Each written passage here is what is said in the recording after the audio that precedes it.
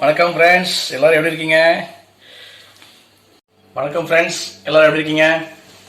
வணக்கம், எல்லாரும் எப்படி இருக்கீங்க? இன்னைக்கு ஹாய் ஃப்ரெண்ட்ஸ், எல்லாரும் எப்படி இருக்கீங்க? வணக்கம் ஃப்ரெண்ட்ஸ், நான் பிரபு, உங்க பிரியாணி மாஸ்டர்.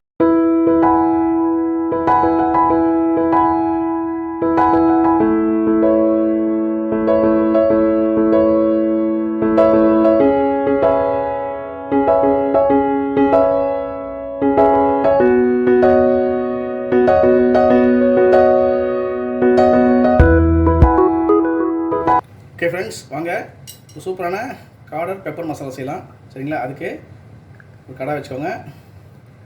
அதில் வந்து ஒரு 3 டீஸ்பூன் ஆயில்.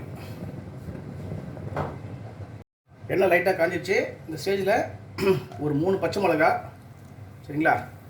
அப்புறம் ஒரு 2 மீடியம் சைஸ் வெங்காயம், கூடவே கருவேப்பிலையும் போட்டேன். நல்லா வதக்கிக்கோங்க. சரிங்களா? வெங்காயம் வந்து ஓரளவுக்கு வதங்கணும். அப்போ தான் அதுக்கப்புறம் தான் நம்ம மற்ற ஐட்டம்ஸ்லாம் போடணும். ஓகே,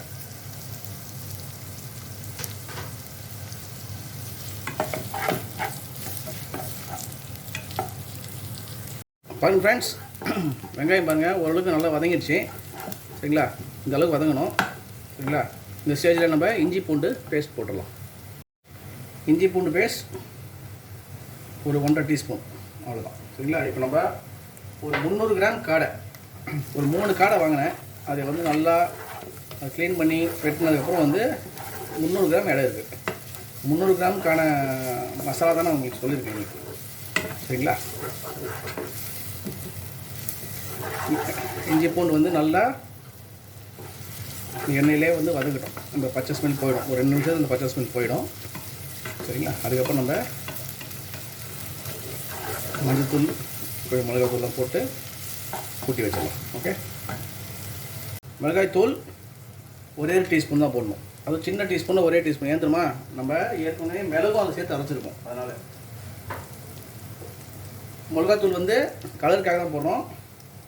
அதெல்லாம் கம்மியாக போட்டுக்கோங்க. தனியாத்தூள் ஒரு 2 டீஸ்பூன்,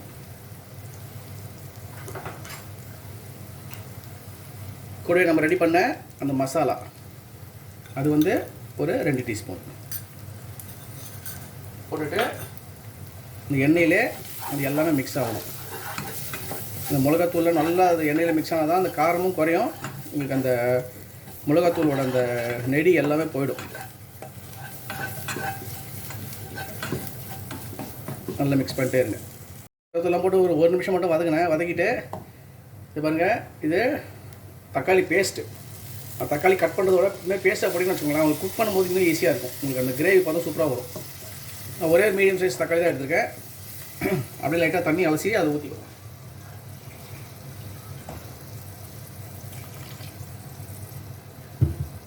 அப்படியே அந்த தக்காளியிலே அந்த மசாலா எல்லாம் சூப்பராக மிக்ஸ் ஆகணும். சரிங்களா? பாருங்கள், நல்ல ஒரு டெக்ஸ்சர் வருது பாருங்கள். நல்லா மிக்ஸ் பண்ணிவிட்டு என்ன பண்ணுங்கள், மீடியம் ஃப்ளேமில் வச்சுட்டு ஒரு 2 நிமிஷம் மூடி வச்சுருங்க.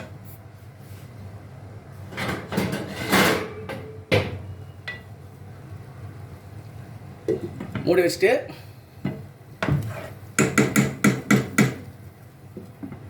வச்சுட்டு ஒரு 2 நிமிஷம் அப்படியே விட்டுருங்க. தக்காளி குக் ஆகிடும். அதுக்கப்புறம் நம்ம காடையை போடலாம். பாருங்கள் ஃப்ரெண்ட்ஸ், தக்காளியில் அந்த மசாலா சூப்பராக குக் ஆகிடுச்சு. இந்த ஸ்டேஜில் நம்ம வச்சுருந்தா காடை மேலே நான் கட் பண்ணிட்டேன். சரிங்களா? காடை வந்து நல்லா அந்த மசாலாவில் மிக்ஸ் ஆகணும். அது இந்த அளவுக்கு போட்டுக்குவோம். நல்லா மிக்ஸ் பண்ணுங்கள். காடை டக்குன்னு வெந்துடும். சரிங்களா? சிக்கன் மாதிரி தான் அது. நல்லா மிக்ஸ் கொடுங்க.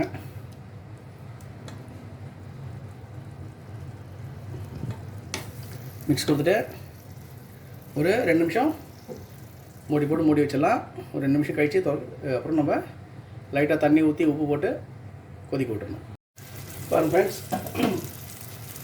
ஜஸ்ட் ஒரு 2 நிமிஷம் தான் நான் விட்டேன். காலையில் லைட்டாக தண்ணி வந்துச்சு பாருங்கள். அந்த தண்ணியில் அது குக் ஆகிடுச்சு கொஞ்சம். பாருங்கள், குக் ஆகிடுச்சு. இந்த ஸ்டேஜில் நம்ம அதுக்கு தேவையான தண்ணி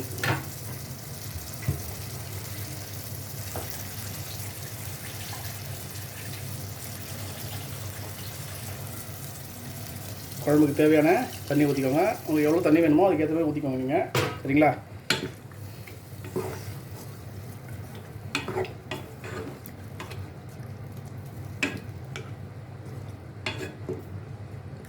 இன்னும் கொஞ்சம் தண்ணி ஊற்றிக்கலாம். அப்போ தான் வந்து இந்த நம்ம அந்த ரைஸ்க்கெல்லாம் வந்து கரெக்டாக இருக்கும்.